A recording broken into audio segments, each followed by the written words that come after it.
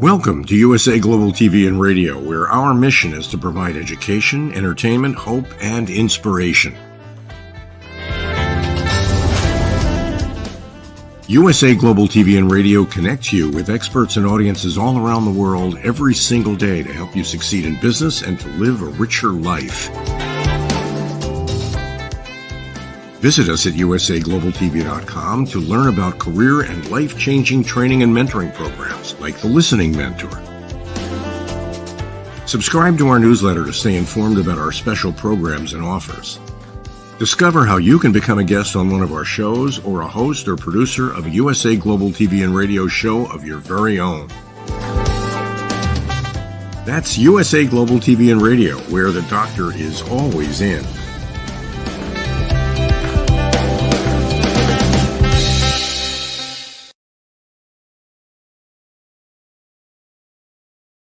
Hello, everyone. Welcome. Hopefully it's welcome home to USA Global TV and Radio. I'm Dr. JACALYN KERBECK, and our show today is The Wise Ones. And we are going to be bringing out a very special guest who's joining us from Long Island, New York. Before we do that, let's welcome the star of our show. It's Mr. red.olaughlin.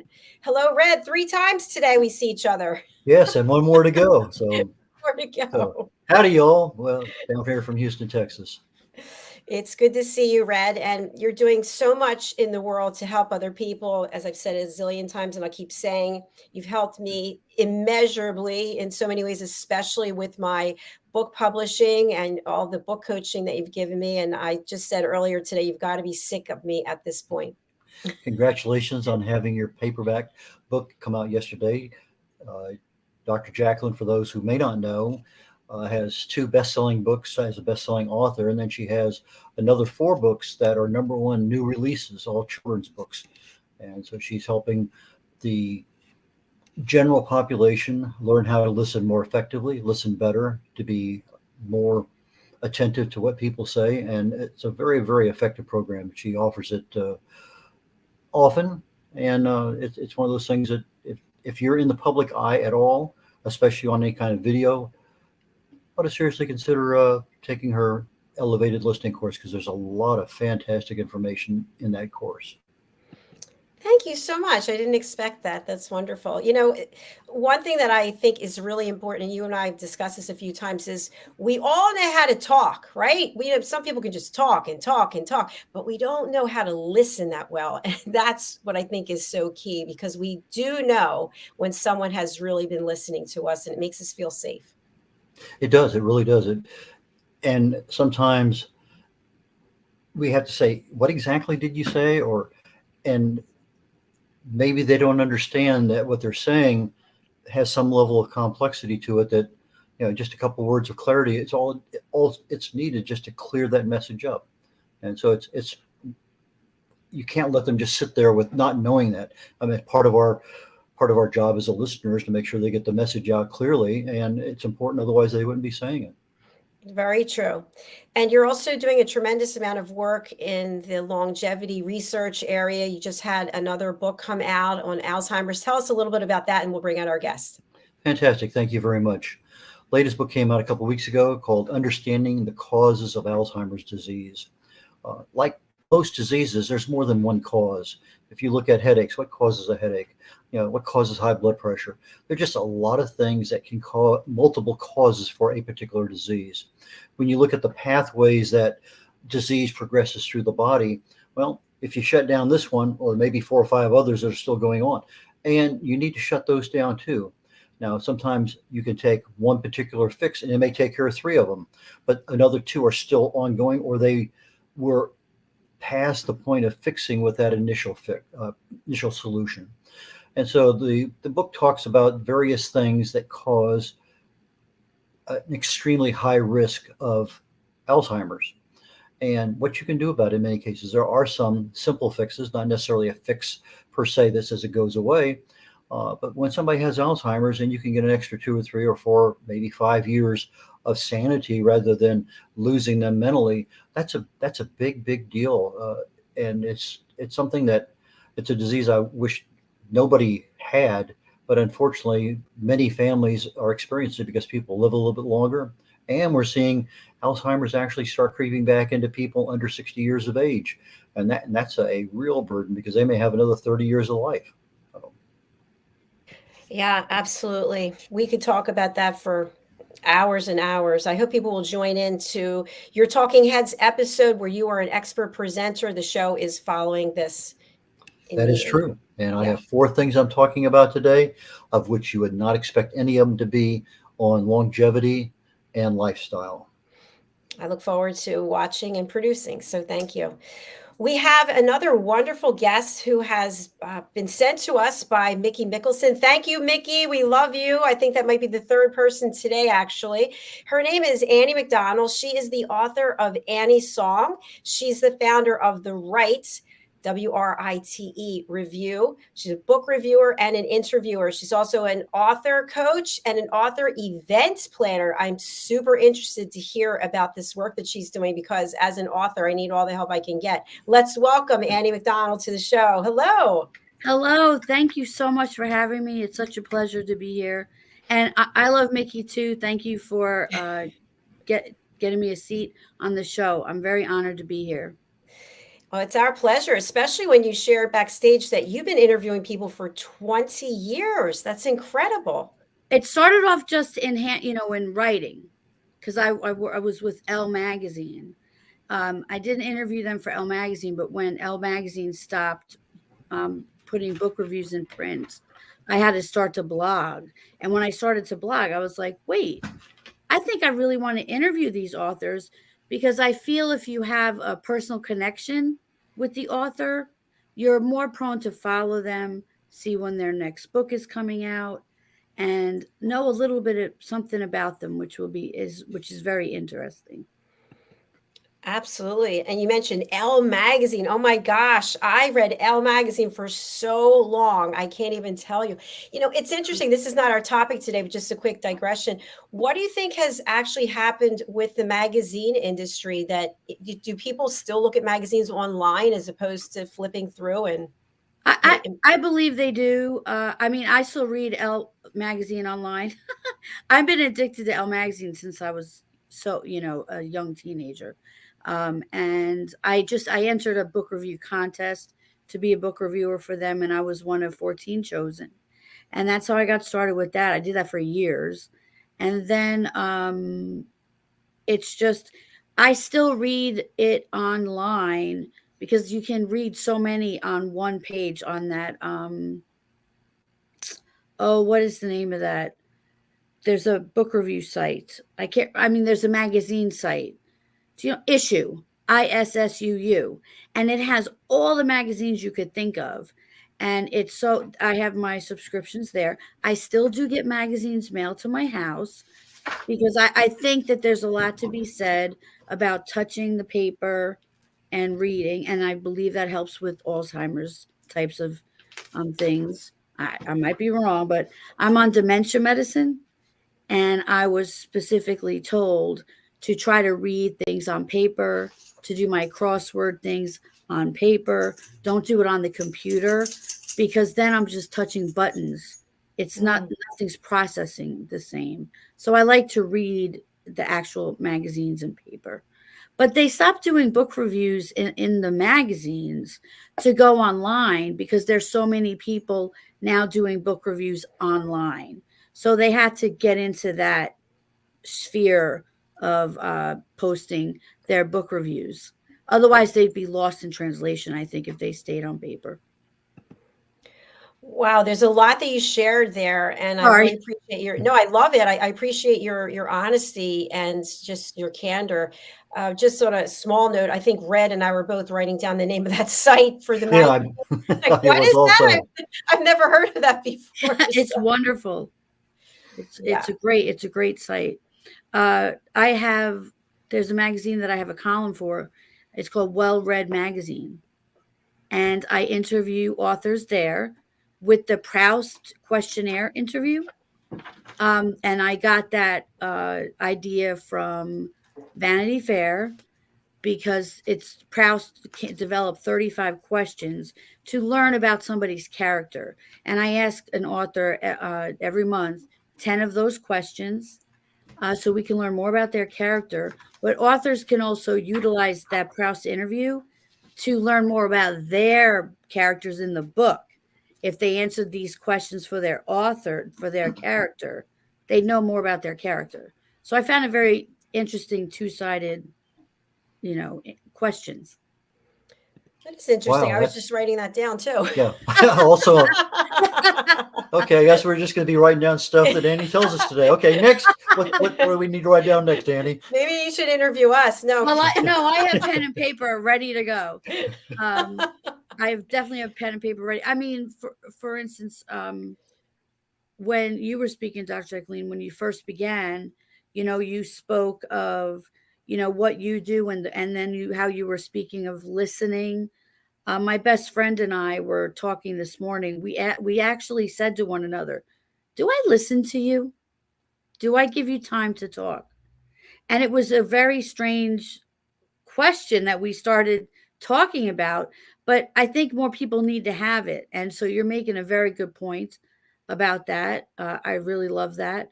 And then over here, I forgot your name. What is your name?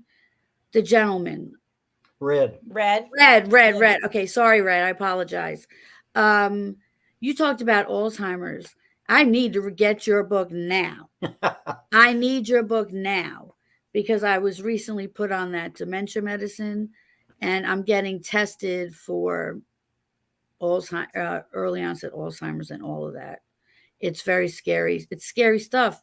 It's like you said, especially when you're you're young. I'm 53. But I have the end stages of stiff person syndrome. So it is par for the course for what I have. So with everything that you're going through, how do you still put a smile on your face and and find the energy and passion to continue interviewing people? Well, I'm going to say that that's what brings me light. It's when I had to stop working, I really dove into interviewing authors more, doing more book reviews, doing events, giving authors ideas for different ways they can market their book, just going around like a little butterfly everywhere I could, instead of just sitting around and doing nothing all day, because I couldn't do that. I kind of gave myself another job, quote unquote, but since I wasn't held to a contract, if I got sick and I had to cancel, I gave people plenty of notice, but I did it for me. It brings me joy. I love it.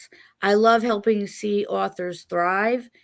And then one day, I started taking classes in writing for grief writing, and because I was losing the ability to use my body and traumas and stuff. And the next thing you know, a publisher said that she wanted to publish my book. And I said, my essays and poems. And I was like, oh my gosh, now I'm an author. I mean, it's funny. I don't know if you both get this. I doubt you do, but the author imposter syndrome. Mm-hmm. Yeah. And I took a class on that, but 2 years ago, and I wasn't even an author yet. I said, I want to be prepped because I heard that's a real problem. But yeah, I didn't have that problem. And I think it's because I took that class. What did you learn from the class that you could share with our audience? Well, I learned from the class that if you believe you're a writer, you're a writer. You don't have to be published to be a writer. As long as you're sharing it with others, like it's not a journal. If it's something that you're writing and you're sharing with others, if it's published one time in a book, you're an author automatically. I said, what? Because I had a poem published years ago. And then all of a sudden she had us write a poem called I Am a Writer, and all the reasons why you were a writer. And it was like 2 pages long. But we all did that, everyone in the class. And we were all shocked at the fact that we were writers for so many reasons. Like our cup overfloweth, we have so much to share with the world, so many different things. And it gave us like that belief that we can go forth and write that book that we want to write, or that no, I really am an author. I'm selling books. I'm writing books. It was a very rewarding experience. Yeah, Well, thanks for sharing that. I'm Thank thinking you. about it real quick. Life Extension Magazine. They actually still put out the paper one. I've been using it for over 10 years. There's a lot of, I use it as my primary reference one, both online and paper copy. So it might be something if you're not familiar with. There's just a lot of stuff in there, and there's a decent way to go in there and put in keywords and find articles that have been written in the past. Oh, Um, wonderful. Now, on your particular uh, issue there with stiff person syndrome, I've never heard of that. What is exactly Not a is lot of that? people have. I'd like to share that last week they always put me in the hospital for a particular reason. Something's not working right because my brain doesn't communicate with my organs anymore. So the nurse actually went up to the doctor and said, "Oh my gosh, this girl is telling me she has something called stiff person syndrome." And the doctor came over and said, "Nobody would have believed you because it sounds crazy, right? Except she had two patients with it. And that's the only way anyone's ever going to know about it unless we start telling people."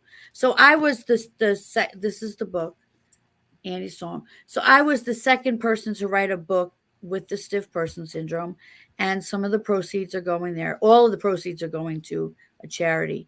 But stiff person syndrome is one person gets it in a million.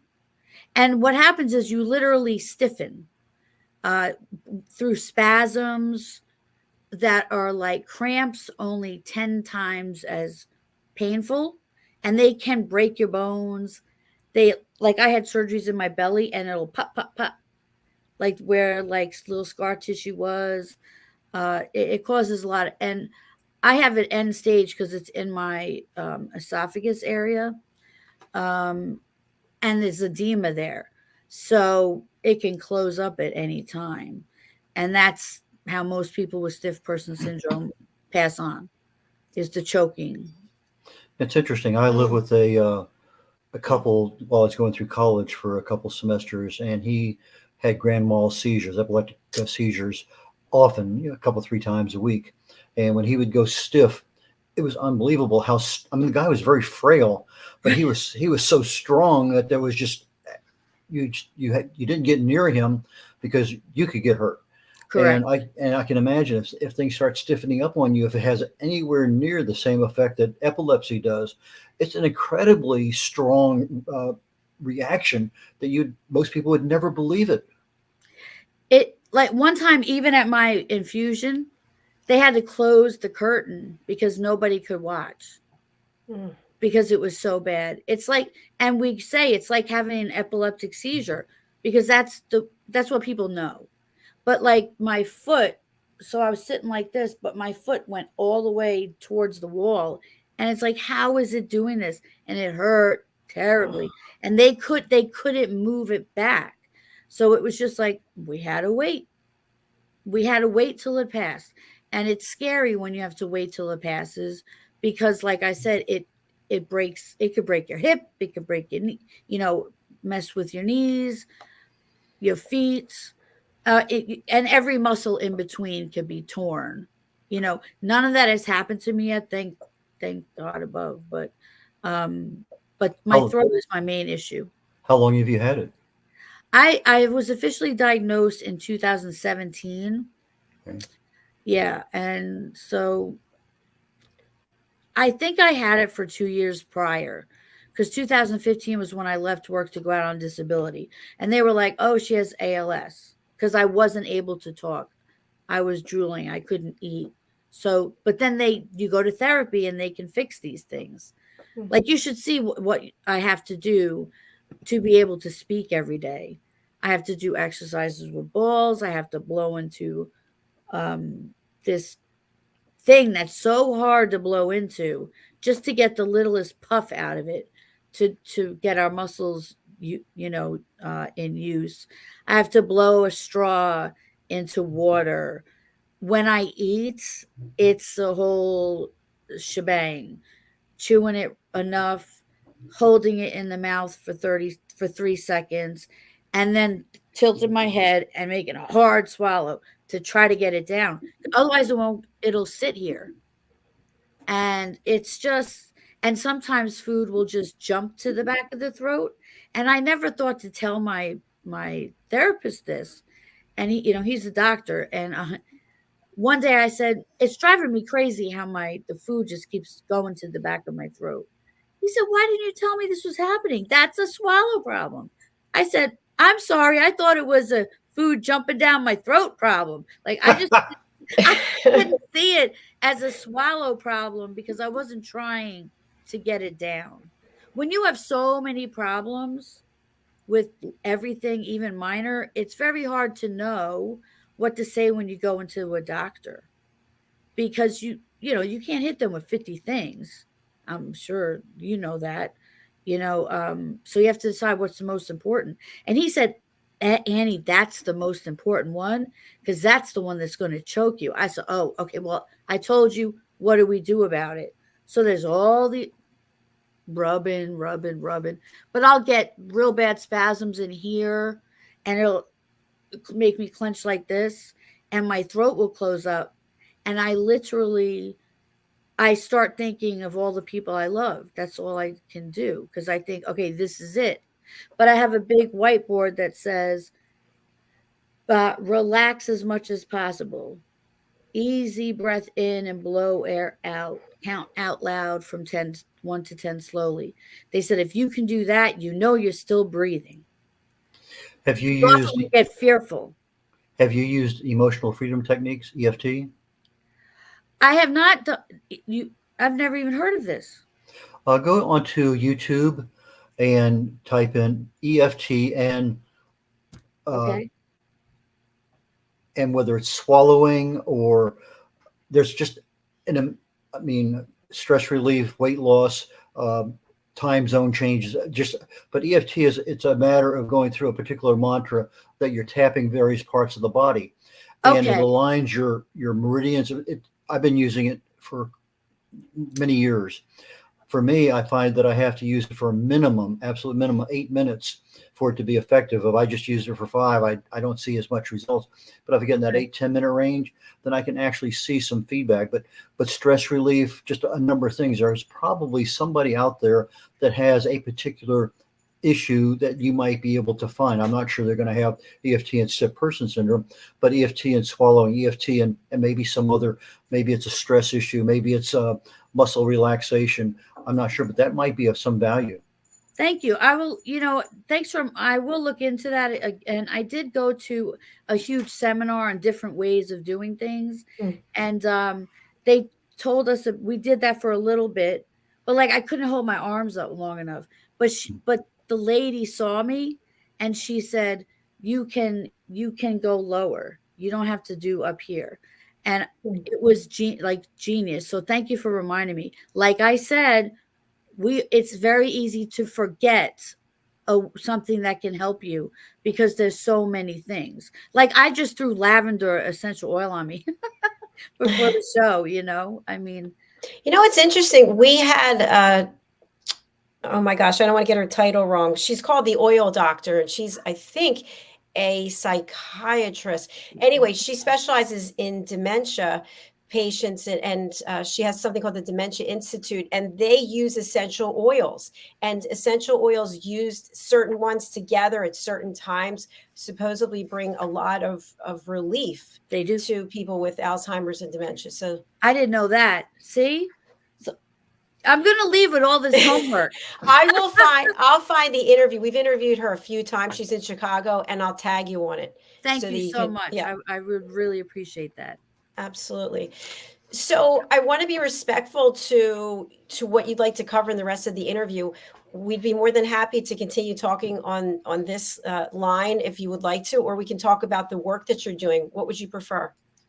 Let's talk about the work I'm doing or why I wrote the book. Because I think that's very interesting. If you don't mind. Please go ahead. So I decided that I was going to publish the book because a lot of it was already written, but it was truly my heart and soul on the paper. like, because I was in a grief writing class. And I decided to publish it because my hope is that people will read it and maybe learn some empathy and compassion for people that have invisible illnesses. Like, we don't have crutches, we don't have casts, stuff like that. Um, and we're often misunderstood. And a lot of us there's all different names for things, but they're all very similar in nature as to what's happening within our body at different times. Like, I have been invited to an ALS support group because the death process is the same. So, sorry, that's my telehealth telling me, take your blood pressure. And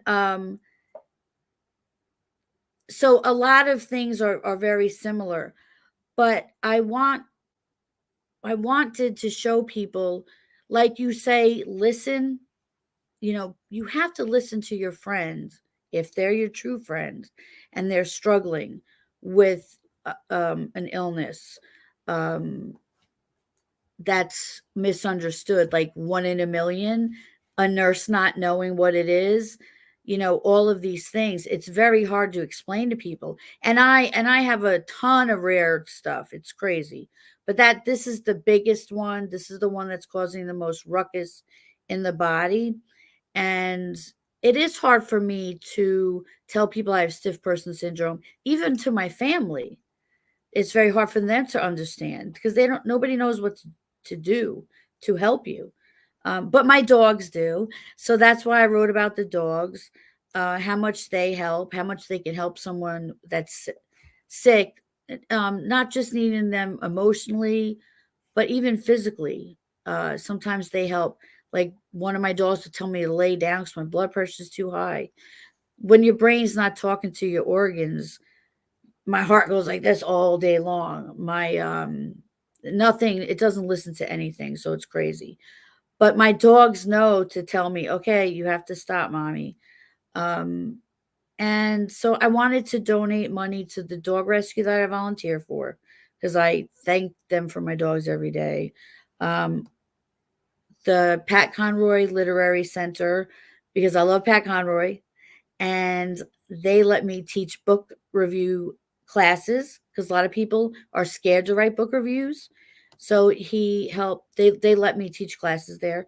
And then the Muse Writing Center in Norfolk, Virginia, because I take online writing classes there via scholarship. And they help vets because they're right at Norfolk Naval Base, so soldiers and vets.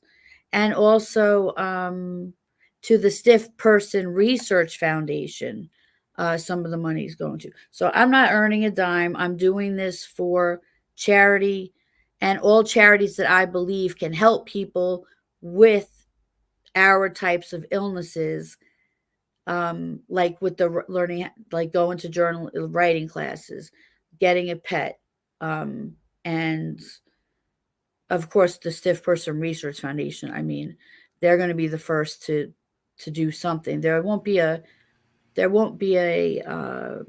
life-saving medicine in my lifetime, but I'd like to know that maybe I helped get one. So it was written as a legacy as well. I don't have any children, So Annie's song is your life experiences as you've developed this disease, and you're trying to share that with what works and what doesn't work and what you ought to be aware of, and what you might be able to do sooner.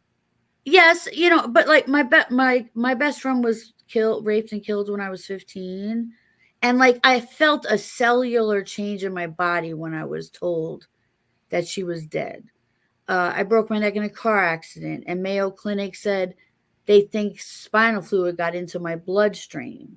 So there's like all these different reasons. So why not try to battle all of them? That's what I'm trying to do. I'm trying to battle all of them, but I'm trying to teach other people how to do it too.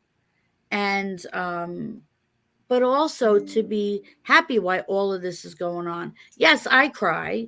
Yes, I complain. I do all of that. I try not to do it all day though, so I send singing telegrams to my friends even though I sound horrible, but I send them singing telegrams. It's also very good for your vocal cords. And now they're sending them back. So it's like become a thing, singing telegrams. So it's just it's explaining how trauma can affect your physical body. And because I've had endometriosis, Hashimoto's, like all my organs are gone, except for the ones I have 2 kidneys. They could take out a spleen and a kidney. I'll be good to go. But after that, I'm done. But everything got diseased with some autoimmune disease or autoinflammatory. Because we're now learning autoimmune and autoinflammatory are 2 totally different types of diseases, whereas they didn't know that before. So there's just a lot, and you have to keep up on it. You know, yourself, you have to keep up on what they're learning, what medicine's available. And we are trying one more drug for me that I am allergic to. So I'm very nervous, but it's a last-ditch effort. You are a walking list of problems, lady. Plus, I am also a walking list of jokes. Yeah, you're very positive. A walking list of, so I like at the infusion suite, it's like I walk in and it's like, I feel like I'm on a show telling jokes the whole time. Well, humor definitely does help. That's for sure. Yeah. I'm really interested in your work as an event planner for authors. How does that work? Okay, so I believe that authors should be celebrating everything, like their 1-year anniversary, like not just saying, oh, happy book birthday to me. I think it should be an event. Whether I talk to the author and we have a 1-week event or we have a 1-day event, I think you should always repeatedly honor your book because it keeps it alive. It keeps it in people's faces. And I believe, don't laugh at I say books are not like milk. They don't spoil. So they're alive always. And we need to, I love promoting the new books, but I love reminding people of books that were out in 2015 that I like threw at the wall because it was like, oh my God, I can't believe that just happened. But I think keeping those books alive are wonderful. And it has, doing things like that has actually had some authors do 6 more books or add a second book and things they weren't going to do until they saw, oh my gosh, people really did like my book. Like it's very rewarding to me when and I also love a show called Author on Author that I have, where an author will say, hook me up with an author. I want to interview with an author. So I find it could even be a thriller author and a historical fiction author. And I'll find the thing that weaves them together. And then they start talking and they start counting how many things they have in common. They're like, oh my God, Annie just made us best friends. And then before you know it, they're touring together, So I think that's pretty cool because I also think cross genre is very important because we learn that we do like other genres that we might not have known. So if I'm weaving historical fiction and thriller, somebody might not have known that they like thriller. That's how I found out I liked horror. I got scared by a cat once. I was like, oh my God, that was the most exhilarating piece of work right there. So what I heard from you is that books are not like milk, but they're more like honey.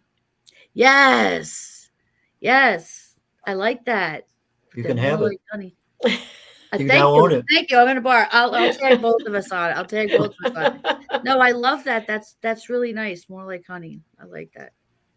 Very good. And I love honey. And I have to have honey all the time. And it sweetens the brain. Yes, it's good for everything. My husband's always buying me the local honey because local honey, I don't know why, but it's better for you if you have the local honey. I can't tell you why, but we get it. I'm sure Red can tell us. Yeah, I had an experience back in the 80s living in New Orleans that several years in a row I went into the doctor because I just having allergy symptoms all over the place. And I'm sitting in there, and I happened to look at the folder because he was out, and I was here last year the same day, 2 years before, almost the same day, a day. And so I came back and I said, "Could this be an allergy?" And he looked at it and said, "Yeah." About 2 weeks later, I'm on an airplane and I'm reading one of the magazines in the air, and it talks about fresh frozen bee pollen being an effective remedy for local allergies. And so I found some, and I started taking 1/8 of a teaspoon a day for the next year.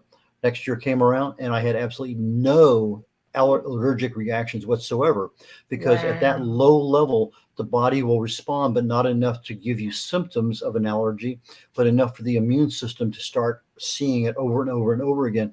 And then they develop a natural immunity to that particular thing you are allergic to. So the Oh, bee honey is probably a much more diluted form, but the fresh frozen bee Mhm. pollen gives you a much stronger level to go in. I don't think you get the same effects with the bee honey. Obviously, Right. honey's good regardless, but if you can find a local place that does the fresh frozen, and I tried, say 3, 6 months, whatever. 1/8 of a teaspoon's not much. Let me try a half, or so I tried a little bit more. And about 2 days later, I'm draining and all sort, and 1/8 of a teaspoon. Don't cheat. Don't go more or less. That's it. Yeah, don't think a little bit more is gonna, because it caught me, I mean, by surprise. So, okay, I'm back religiously to the 8th, and 1 year went by. I think I did it for about 18 months, and never had another problem with anything blooming or growing in New Orleans. Whatever I was allergic to just disappeared. I am leaving with so much information. Can I come back in like a month? Yeah, of course. Different things will be wrong, and you can tell me how to help myself and my Yeah, husband, because that would help he has very bad allergies. yeah. That's really great information. And that kind of stuff is always worth a shot For Mhm. because sure. you're It, not giving yourself a chemical. yeah, Right. it's a natural, and it's inexpensive. I kept it in the freezer because it was a frozen bee pollen, and it just it didn't have a bad taste. I acquired a taste to it probably in a couple of weeks. It was just a little different. But once I knew what to expect, it would dissolve in my tongue, and then I'd swallow it, and then be fine. Next day, get up and do it again and again and again. But something that, if you have allergies, our Try doctors don't talk about these things. That's a natural yeah. solution. But it's something that at least worked very well for me, and it got published in somebody's magazine. See, magazines, I'm telling you, they have the best articles. May I ask you a question? I was interviewed by an author for Arthritis Today before either of us were involved in the book industry. And now she's an author, I'm a book reviewer, and it's hysterical. Every time we talk, we laugh about that. But we learned something about what she was interviewing me for a magazine. I think magazines are great ways to learn information. But I wanted to ask you something, Red. Why do you think it's the local honey that is like suggest the best suggestion? Okay, you live on Long Island, right? Yeah. Oh yeah, we have plenty of honey out here. Okay, but if you're taking bee pollen from Phoenix, they're not the same kind of bees. It's not the same kind of blooming, not the same kind of flowers, not the same kinds of things that produce pollen.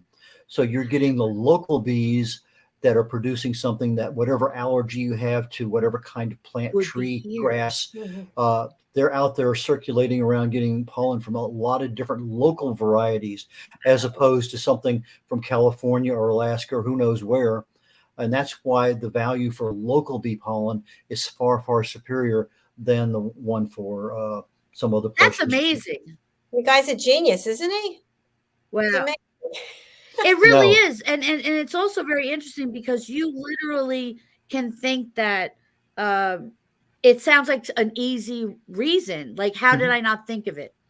Now you And that's said, what's so, intriguing about that. yeah, you said something about arthritis. You talking about like rheumatoid arthritis or osteoarthritis?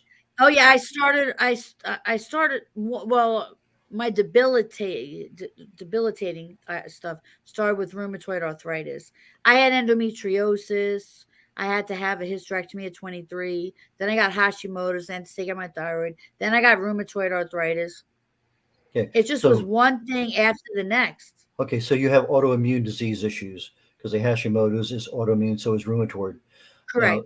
And Now, autoinflammatory and muscular neuro autoinflammatory. now, one thing you might think about is on the rheumatoid arthritis, it's type 2 undenatured chicken collagen.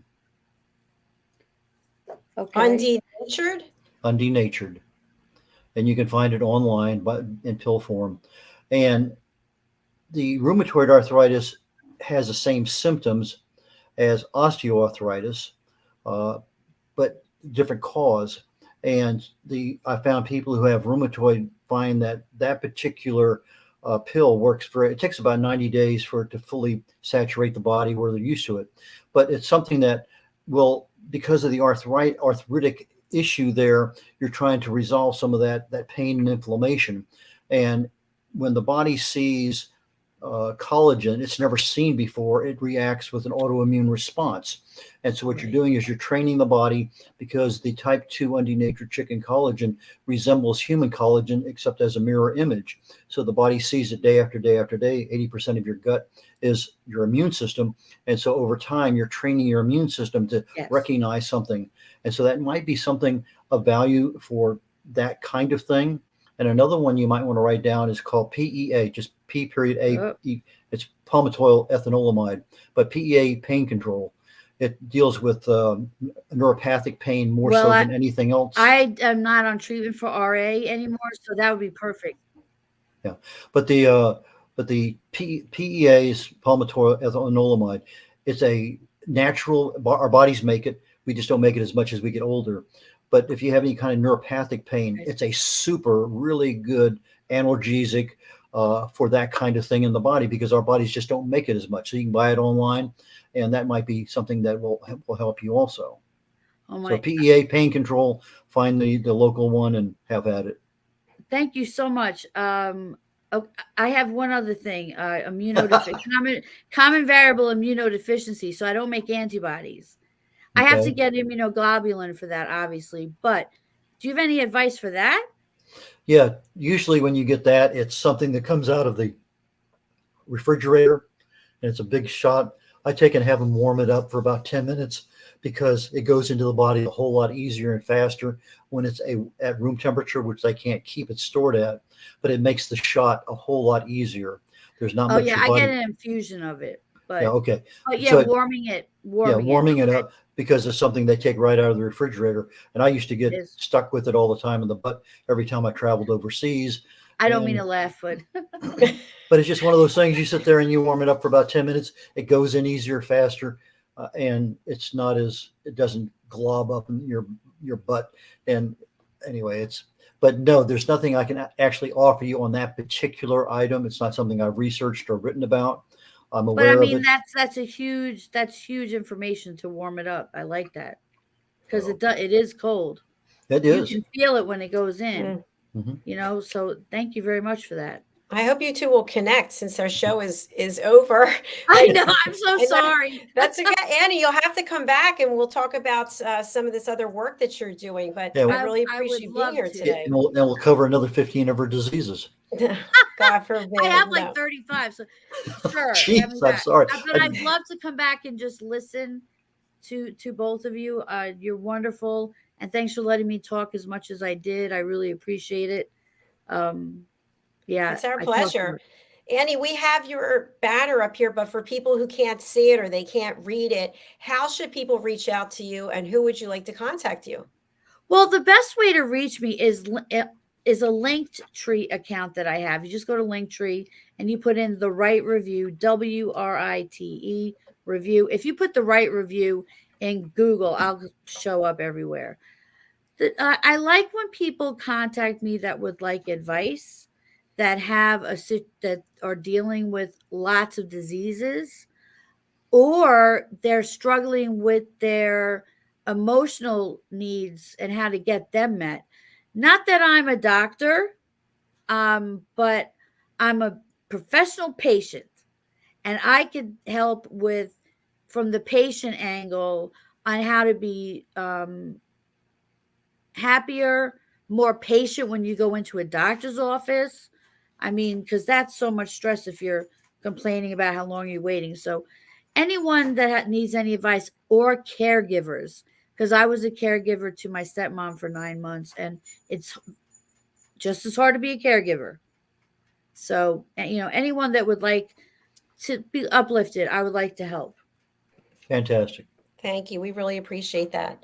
And we look Thank forward to you. having you back again. So please do go over May- to our website and book in. May I say one thing before she I closes up with definitely her? will. Annie, you have a great smile. You do have I was thinking that. You have a beautiful smile. Thank you so much. You both do too. You're both a great team. Are you always on together? On this show, yes. On this show, we have about 30 shows. Oh, wonderful. I'll be watching. Yeah, so we watch did. out. And Red has his own show after this one. So just go over to our YouTube channel, USA Global TV, and you can watch it right after this. Wonderful. I'll definitely be watching. You're both very educational, which I really appreciate. So thank you so much. And I hope you have a wonderful day. Thank you. You too. Bye for now. I shall do my best. Red, how can people reach out to you? My website is red.olaughlin.com, spelled R-E-D, just like the color, O'Laughlin, O-L-A-U-G-H-L-I-N. So it's Red O'Laughlin, R-E-D, O-L-A-U-G-H-L-I-N.com. My two preferred methods of contact are my website, red.olaughlin@gmail.com, or my phone number, both found on the front page of my website. So give me a call on the phone, send me an email, more than happy to respond. Beyond that, we're coming up very quickly, with just in a few minutes, on Talking Heads. Today is session number 5 out of 6 on lifestyle and longevity. And 2 of the 4 things I plan on talking about today are 2 things you would never even think about with regard to longevity. One of them is called grip strength, how hard you grab a hold of something. And the other one is how fast you walk. So plus 2 other ones that, again, you would not think have any effect on your longevity, but do have serious consequences if you're on the lower end of things or you're not doing them. So please join me on USA Global TV and Radio Network, and I'll be putting my track shoes on here literally in about the next 30 seconds, running over to the other studio and be getting ready for that. So again, Dr. JACALYN, thank you very much, and we will catch you here in just a few minutes. All right. Thanks, Red. See you soon. Bye. Bye now. And as we close out, I just wanted to announce we have launched our 3rd children's book in the series of The Amazing Adventures of Lady Ella, the Listening Mentor. And I'm going to see if I can quickly find the graphic to show you. Here it is. This book is available in ebook as well as paperback. And just to give you a little bit of background, this slide is dated because these books are both available, but the book on the left is the first book in The Amazing Adventures of Lady Ella, the Listening Mentor. And then the second book is here on the right, Lady Ella's ABCs of Listening. And the book that just came out is this one. All 3 of these books have been Amazon #1 new releases. And each book is to help teach children how to listen at an elevated level. So all the animal characters that you see here, all the animal characters that you see here represent real people who have taken my course, The Power of Listening. And in taking this course, they are able to take the knowledge that they learned and help the other animals in the book. So this is the Power of Listening certification course. This is available for everyone and anyone to take. It's $39. You learn to listen without judgment, without interruption, without stage hogging, and without problem solving. And I recommend that if you're interested in having better relationships, more authentic conversations, and deeper connections, that you consider taking this course by going to drjacalyn.thinkific.com. And to purchase any of our books, please go over to Amazon and you can just put in Dr. JACALYN KERBECK. I want to acknowledge Mariska Dupria as well as Dr. Madeline Chan, who co-authored this book with me, and of course, Mr. Red O'Laughlin, who is our book coach and editor, as well as publisher. All right, I'm leaving this studio and going over to the other one. I look forward to seeing all of you there for Red's show, Talking Heads. I will be backstage producing. Thank you so much. See you soon.